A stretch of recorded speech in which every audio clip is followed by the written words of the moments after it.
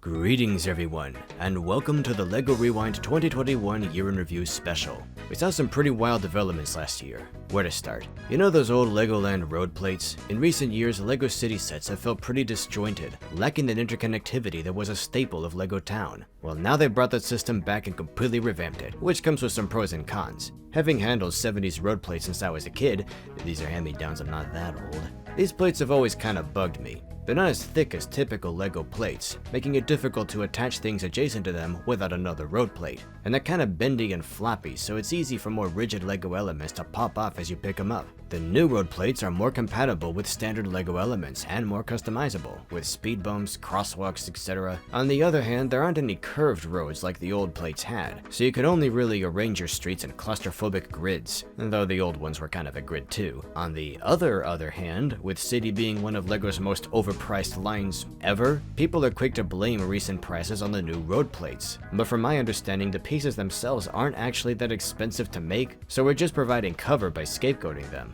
As of 2022, it looks like the road plates are here to stay, which I'm pretty happy with. It's a good new system that just needs some tweaking. While we're at it, City also sorta revived early 2000s racers with new bikes and stunt courses. The bikers themselves are pretty cool characters, especially this girl. She knows where it's at, and I have to highlight the return of Rocket Racer. I'm Rocket Racer. Alright, next theme. LEGO Star Wars got smaller. And bigger, but mostly smaller. Over 20-ish years, iconic LEGO Star Wars staples like X-Wings and TIE Fighters have grown bloated and fiddly, crossing the line from children's toy to collector item, with prices often hovering around $100. Ever since that Big Cloud City hit shelves in 2018 with the shrunk-down Slave 1 thrown in, I've wanted to see more ships given that treatment, and 2021 delivered new X-Wings and TIEs just over half the price of other recent ones, and even another smallish Slave 1, Boba Fett starship. These newest downsized versions are still pretty beefy and complex, without being unaffordable to most families. So yeah, big fan. I can't wait to see other designs downsized this way. At the same time, we saw some things get bigger than ever, like the UCS Republic gunship and UCS AT-AT, which are both minifig compatible and definitely not affordable for most families. But I can forgive it. It's the Ultimate Collector series. They own that these are just paperweights made for adult Star Wars collectors. As long as they also keep making smaller toys for smaller builders, we're getting the best of both worlds here. Much like 2020 was a pirate year, 2021 saw 2 new castle sets. Once again, one's an idea set, this time a stunning remake of Ye Olde Blacksmith Shop with some Black Falcons, and the other's a creator set, also with some Black Falcons, which if you think it's worth the money, you can get 3 of it and daisy chain all the different designs together as one big castle town. These 2 releases combined aren't the same as getting a whole new castle wave, but it still feels like a lot, at least enough to hold us over for a while. I like what they've done with Castle and Pirates these last couple years. Maybe they can give Space this treatment next. Mario continues going strong, and some people are getting sick of this line, but I don't know, I still like it for the reasons I did before. But one thing did rub me the wrong way last year.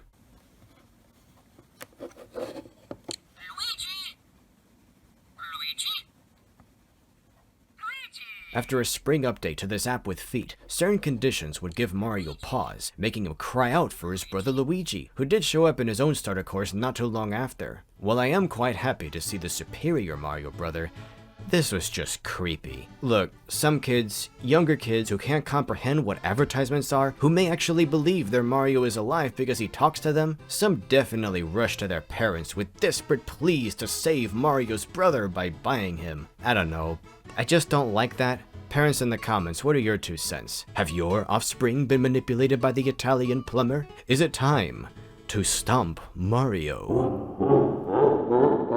In all seriousness, advertising synergy between LEGO products is nothing new. You always see other sets at the end of an instruction booklet, but at least those sets are usually, you know, out already. This was just teasing kids with a thing they couldn't even have yet, and what a weird way to do it. Everyone is awesome. I like it. If you dislike this set because it's a $30 wall with a bunch of unprinted minifigs, then I'm right there with you. But if you dislike it for other reasons, please leave. Eternals. These sets are neat. I just feel like including them. I know nothing about this series, haven't even watched the movie. Maybe that's why I'm so into this Marvel sub-theme. In isolation, it has a vibe not unlike later space themes. The deviants are my favorite bit, one of the few things in recent LEGO that feels truly alien. Anishirim's shadow is more or less how I'd imagine a Bionicle character could be built with bricks nowadays, though I'll have more to say about that in the 2022 special. While it hurts that this licensed movie theme is the closest we got to a new LEGO space line in 2021, it's pretty dope, and doesn't feel like most licensed themes. Monkey Kid, from my understanding, performed much better in China during its second year. People are really embracing it. Well, at least the kids are. And we're starting to see the results, with more characters and elements from the classic mythos making it into this year's sets. Things LEGO probably wasn't willing to explore until they had confidence in the theme's staying power. It took a little while, but Monkey Kid's really hit its stride, and while it looks like its third year will be the end of one story, I think the real story is just getting started. And now, a little LEGO rewind aside. While covering the Ultra Agents comic in August, I suggested jury-rigging the app bricks together using spare pieces, but people quickly informed me of just how broken this app is. Simply lining up the app bricks on their own, or even pressing your fingertips on the screen can fool the app, though that last method is trickier. I was also informed that the Tox and Pale Men we meet in Ninjago are alternate universe versions of Toxikita and Invisible, essentially new characters with no connection to their Ultra Agent selves. They just wanted to reuse those minifig designs. As for Ultra Agent's supervillain's civilian lives, you guys had some good ideas, like Tremor being a pianist. You also had a lot of good answers for which Galaxy Squad subdivision is affiliated with which country. I love this sort of engagement. It lets me know I'm not the only one going crazy here, seeing Sharpies. Moving on. So last year there was a contest to single out one theme, one set, to celebrate LEGO's 90th anniversary this year. And it kinda brought out the worst in people. Me, I think it's a terrible idea to only release one set in this vein. There should be a whole retro wave, with a space set, a town set, a pirate set, a castle set, an underwater set, and a Bionicle set, why not? Bionicle won the first round, which should have made me happy and vindicated after being made fun of by senior LEGO fans for 20 years. But I'm not gonna pretend this contest was fair when they split the castle and Space Force across like 7 sub-themes each. That'd be like giving each Toa team their own spot, or the Bulrock, Baraki, Yagori, etc. If the classics each had one category like Bionicle did, I think we get a clearer picture of where the wider LEGO community actually stands. And look, Bionicle's my favorite LEGO theme ever.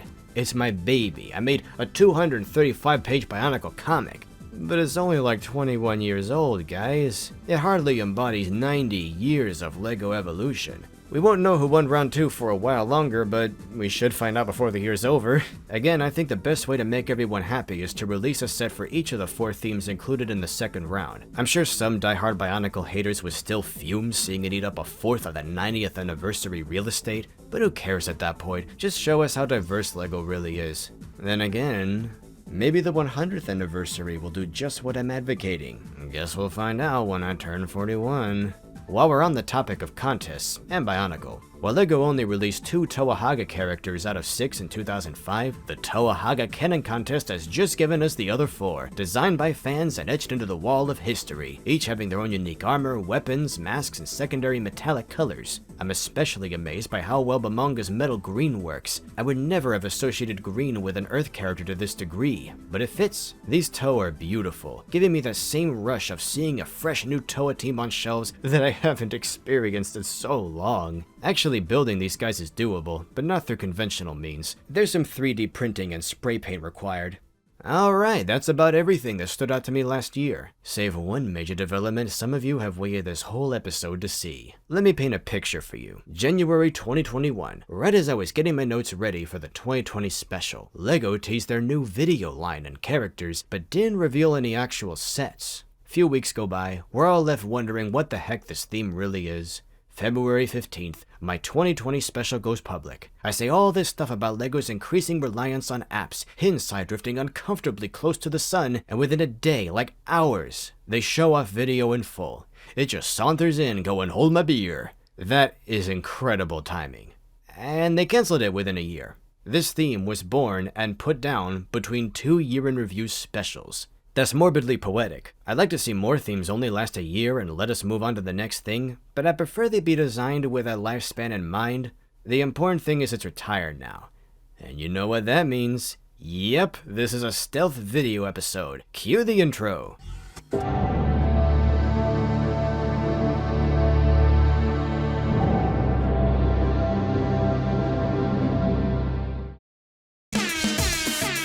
How do you do, fellow kids?